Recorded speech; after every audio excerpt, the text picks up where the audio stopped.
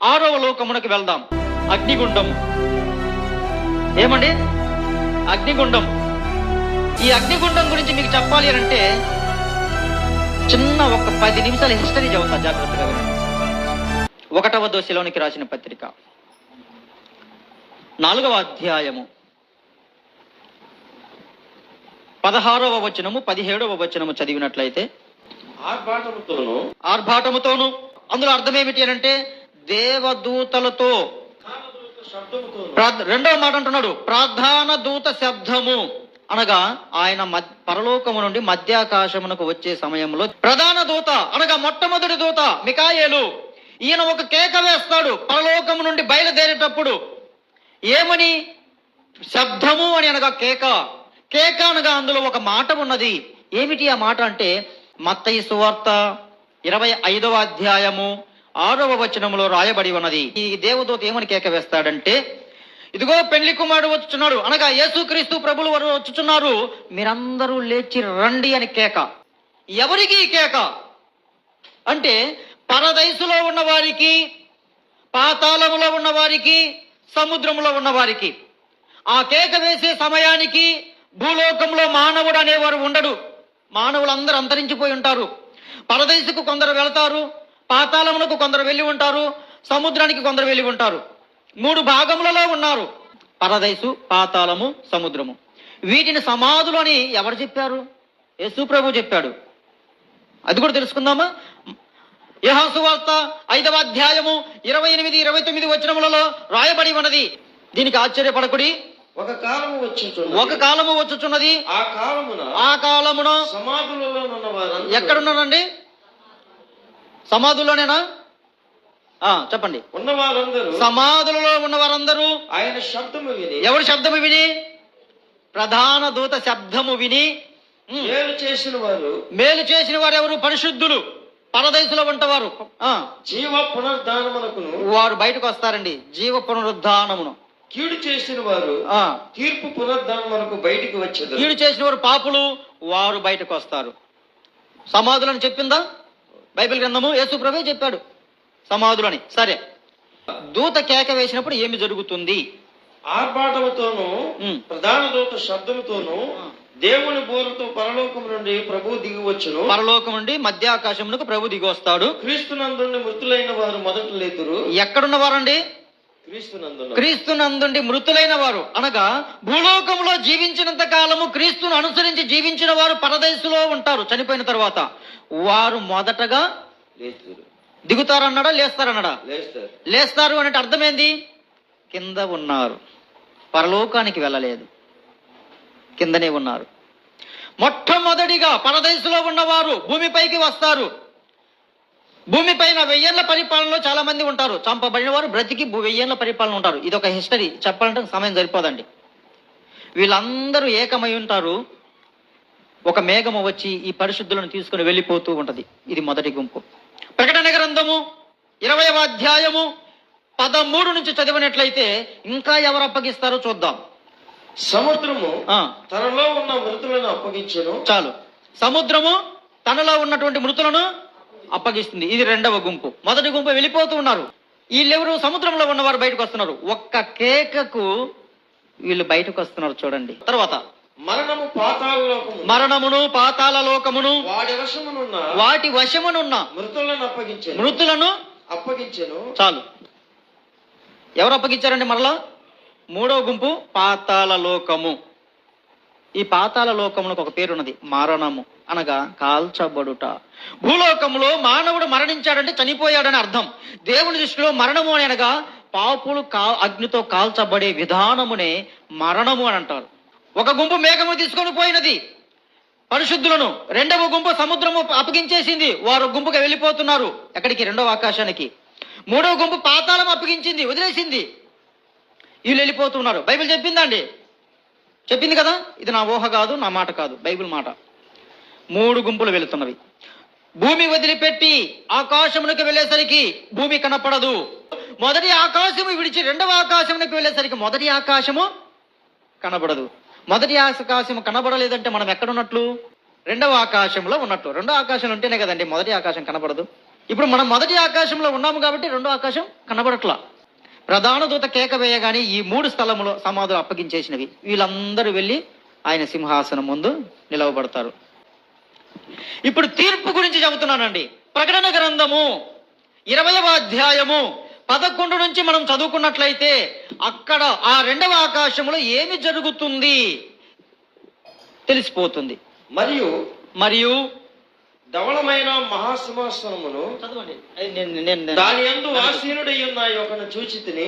ధవళమైన మహాసింహాసనమందు ఒక ఆసీనుడైనటువంటి వ్యక్తిని నేను చూచి ఉన్నాను. భూమి ఆకాశములు ఆయన సముఖము నుండి పారిపోయిను, వాటికి నిలువ చోటు కనబడకపోయెను. ఇంతకు ముందు మీకు చెప్పాను, మొదటి ఆకాశం మొదటి భూమి కనపడదు. మరియు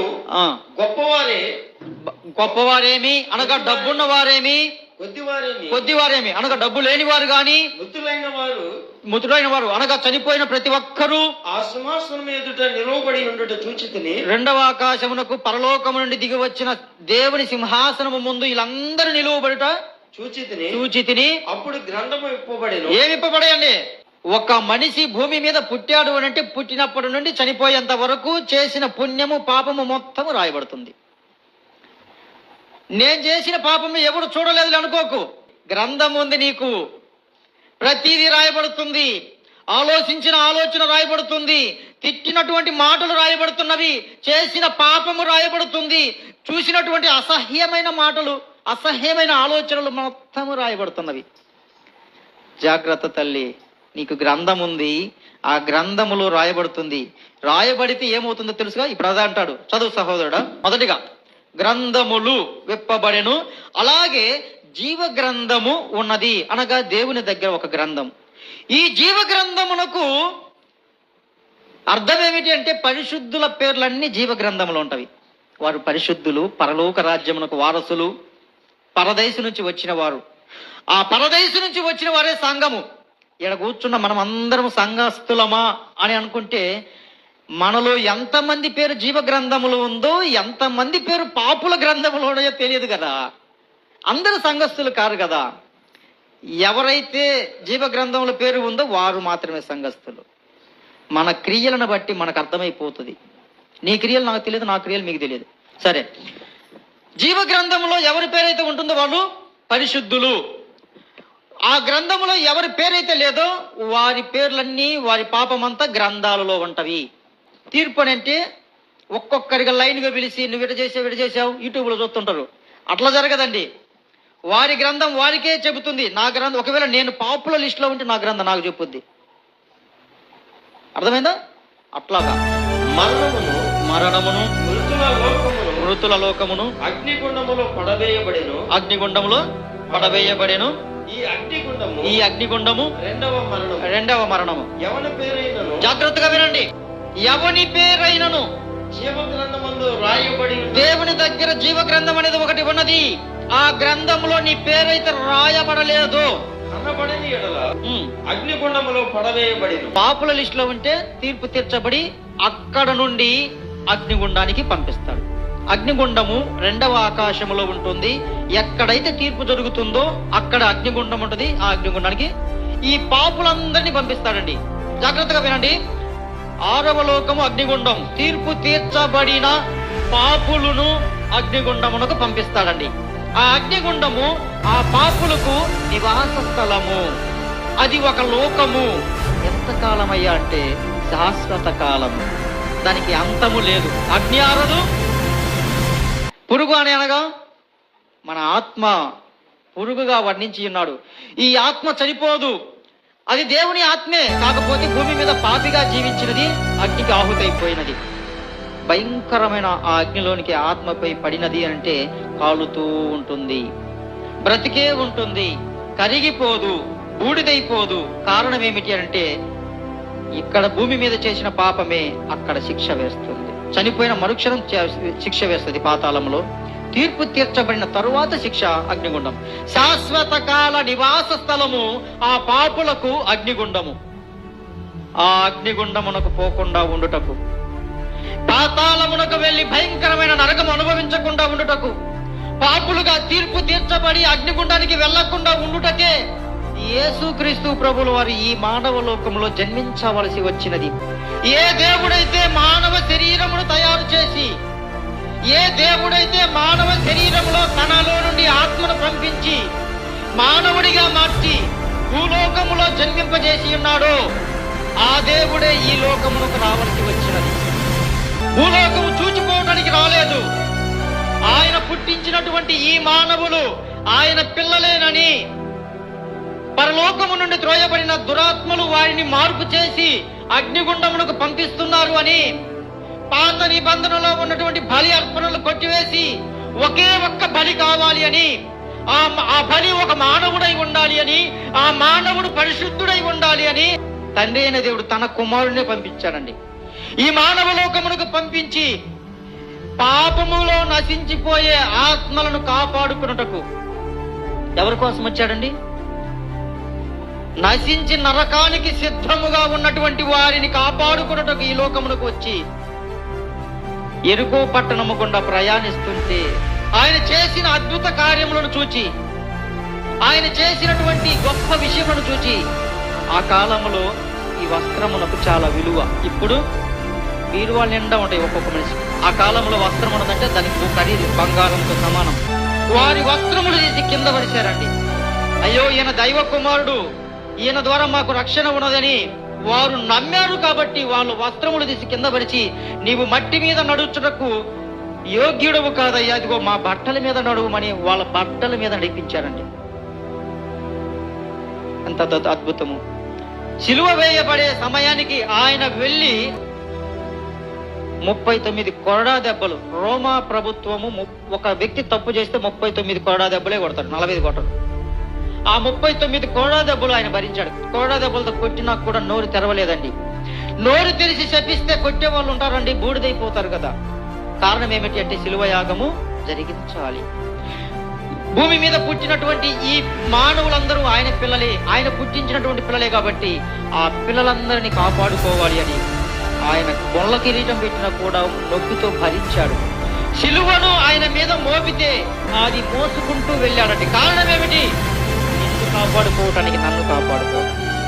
ఊరికే రాలేదా? ఒక తల్లి తన కుమారుని కొరకు త్యాగము చేసినట్లుగా, కొందరు చేయొచ్చు, కొందరు చేయకపోవచ్చు. భూమి మీద పుట్టిన ప్రతి మానవుని కొరకు ఆయన త్యాగము చేయుటకు ఈ మానవ లోకమునకు వచ్చి సిలువను మోసుకుంటూ వెళ్ళి కల్వరి కొండ పైన 3 మ్రేకుల మధ్య ఉదయం 9 గంటలకు సిలువ వేస్తే సాయంత్రం 3 గంటల వరకు ఆ సిలువలను బ్రతికే ఉన్నాడండి. 6 గంటల సేపు ఎందుకు ఆయన ఉండవలసి వచ్చినదంటే, కాలుచున్న అగ్నిగుండానికి వెళ్ళి నీవు నశించిపోకూడదు, యుగ యుగాలు నీవు కాలకూడదు, నిన్ను కాపాడుకోవటానికి, నన్ను కాపాడుకోవటానికి ఈ మానవ లోకమునకు ఆయన రావలసి వచ్చినది. పాపులకు అగ్నిగుండము. మరి పరిశుద్ధులు ఉన్నారు కదా కుడి భాగమున, వీళ్ళకి స్థానం ఎక్కడంటే వారిని తీసుకొని పరలోక రాజ్యమునికి వెళ్ళిపోతాడండి. పరలోకము వేరు, పరలోక రాజ్యము వేరు. పరలోకము దైవలోకము. ఆ దైవలోకములో ప్రత్యేకముగా ఇటువంటి భూమి ఒకటి ఉన్నది. తెలుసా? భూమి ఒకటే అనుకుంటున్నారు. 2 భూముల గురించి బైబిల్ గ్రంథం తెలియజేయుచున్నది. చదువుకుందామా? యెషయా గ్రంథము 65వ అధ్యాయము 17వ వచనములో రాయబడి ఉన్నది 2వ భూమి గురించి. ఇదిగో, బాగా వినండి. నేను క్రొత్త ఆకాశమును క్రొత్త భూమిని సృజించుచున్నాను, మునుపటివి మనవబడును, జ్ఞాపకమునకు రావు. చాలు. ఏమంటున్నాడండి? ఇదిగో నేను క్రొత్త ఆకాశమును సృజించుచున్నాను, అందులో క్రొత్త భూమిని కూడా సృజించుచున్నాను. ముందున్నటువంటి ఈ భూమి, ఈ ఆకాశము మీకు గుర్తుకే రావు. పరలోకములో కూడా ఒక ప్రత్యేకముగా ఒక చోట క్రొత్త ఆకాశమును నియమిస్తాడు. ఈ క్రొత్త ఆకాశములో ఇటువంటి భూమి ఒకటి ఉంటుంది. ఇక్కడ సముద్రం ఉన్నది, అక్కడ ఏముండదు. ఇక్కడ కొన్ని వందల దేశములు ఉన్నవి, అక్కడ ఒక్కటే ఉంటుంది. ఆ భూమి పైన ఆ ఒక్క దేశము పేరు పరలోక రాజ్యము. దానికి ఇంకొక పేరు ఉన్నది, నూతన యెరూషలేము. దానికి ఇంకొక పేరు ఉన్నది, పరిశుద్ధ పట్టణము. పరిశుద్ధులకు మాత్రమే అక్కడికి అవకాశం, పాపులకి. మనకు తల్లి అనగా మనము నివాసం ఉండేటువంటి స్థలము. కనని గొడ్రాలు అనగా అందులో పిల్లలు పుట్టరు, పరిశుద్ధులు అక్కడికి వెళతారు. పెళ్లి కుమార్తె వలె సిద్ధపడి ఉన్నటువంటి పట్టణం. పెళ్లి కుమార్తె బంగారంతో, వెండితో రకరకాలుగా అలంకరింపబడిన విధముగా రత్నములతోనూ ముత్యములతోనూ వెలుగుతోనూ క్రీస్తుతోనూ అలంకరింపబడి ఉంటుంది. క్రీస్తు వెలుగుగా ఉంటాడు. మనకు ఈ లైట్ ఎంత పైకి ఉన్నదో పైకి క్రీస్తు వెలుగుగా నిలవబడి ఉంటాడు. ఇక్కడ చీకటి ఉంటుంది, అక్కడ చీకటి ఉండదు. 12 గుమ్మములు కలిగినటువంటి పట్టణము, 24 మంది పెద్దలు ఉండేటువంటి పట్టణము, రత్నములతోనూ ముత్యములతోనూ కట్టబడినటువంటి పట్టణము. ప్రకటన గ్రంథం 21, 22 అధ్యాయములు, 2 అధ్యాయములు ఈ పట్టణము గురించే రాయబడి ఉన్నది. ఇది 7వ లోకం. ఎన్నో లోకం అండి? ఈ పట్టణంలో ఎవరు ఉంటారు అంటే పరిశుద్ధులు ఉంటారు. ఎంతకాలం అంటే ఇంతకాలం అనేది లేదు. శాశ్వత కాల నివాస స్థలము పరిశుద్ధులకి. బాధలు లేవు, కష్టములు లేవు, వేదనలు లేవు, శోధనలు లేవు, రకరకాల జబ్బులు లేవు, తినటం ఉండదు, త్రాగటం ఉండదు, పెళ్లిళ్ళు పేరెంటములు ఉండవు, బ్రతికే ఉంటావు. ఆత్మ సంబంధమైన శరీరము ధరించుకొని బ్రతికే ఉంటావు. ఈ లోకములో మరణం ఉన్నది, చావు ఉన్నది, ఆ లోకములో చావు లేదు. ఆ 2 అధ్యాయములు చదవండి. ఎంతో ఆనందకరమైన జీవితం, శాశ్వత కాలం ఉంటాం. పరిశుద్ధులకు మాత్రమే అక్కడ నివాస స్థలం, పరిశుద్ధులకు మాత్రమే అది ఒక లోకం. పరలోకంలో ఒక ఆకాశము,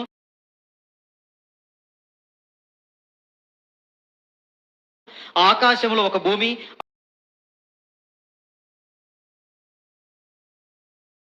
ఆ భూమి పైన ఒక పట్టణము,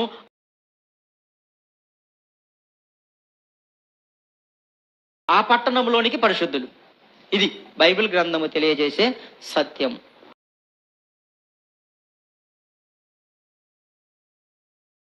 మొదటి లోకం ఏమిటండి? పరలోకము. ఎవరికి లోకం అది? దేవునికి, దేవదూతలకు. 2వ లోకం ఏమిటి? భూలోకము. ఎవరికి లోకము? మనుషులకు. వాళ్ళు ఆయుస్సు కలిగి ఉన్నంత కాలమే, క్రీస్తు రాకడ వరకు అంతే. తర్వాత 3వ లోకం ఏమిటి? పరదైసు. ఎవరికి లోకము? చనిపోయిన పరిశుద్ధులకు నివాస స్థలము. క్రీస్తు రాకడ వరకు బ్రతికే ఉంటారు, ఆనందకరమైన జీవితం. 4వది పాతాళ లోకము. అందులో ఎవరు ఉంటారు? పాపులు ఉంటారు. ఏం చేస్తుంటారు? వారు భయంకరమైన నరకం అనుభవిస్తుంటారు. అవునా? 5వ లోకము సముద్రంలో ఎవరుంటారు? చనిపోయిన పాపులే ఉంటారు. 6వ లోకము అగ్నిగుండము. అందులోనికి ఎవరు వెళ్తారు? అందులోనికి ఎవరు వెళ్తారు? తీర్పు తీర్చబడిన పాపులు అగ్నిగుండములోనికి వెళ్ళిపోతారు. ఎంతకాలం బ్రతికుంటారు? యుగయుగాలు, శాశ్వత కాలము. దానికి అంతం ఉన్నదా? లేదు. అక్కడ ఉన్నటువంటి జీవన విధానం ఏమిటి? అగ్నితో కాల్చబడుట. 7వ లోకం ఏమిటి? పరలోకం అనకూడదండి, పరలోక రాజ్యము. పరలోక రాజ్య సువార్తే కదా యేసు ప్రభు ప్రకటించింది, పరలోక రాజ్యము. ఈ పరలోక రాజ్యమునికి ఎవరు వెళ్తారు చెప్పాలా? పరిశుద్ధులే కదా, ఇంకెవరున్నారండి?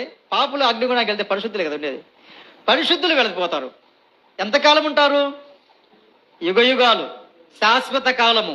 బాధలు లేవు, కష్టాలు లేవు, మరణమే లేదు. దేవదూతలతో సమానత్వమైనటువంటి జీవితం అంటండి. లేఖన ఆధారం ఉన్నది. దేవదూతలతో సమానమంట. ఆ జీవితమును సంపాదించుకున్నటకు, అగ్నిగుండమును తప్పించుకున్నటకు యేసుక్రీస్తు పడిన శ్రమ అంతా ఇంత కాదండి. దేవుడు నాకు ఇచ్చినటువంటి ఈ అవకాశం బట్టి తండ్రి అయిన దేవునికి స్తుతి, ఘనత, మహిమ, ప్రభావములు చెల్లునుగాక.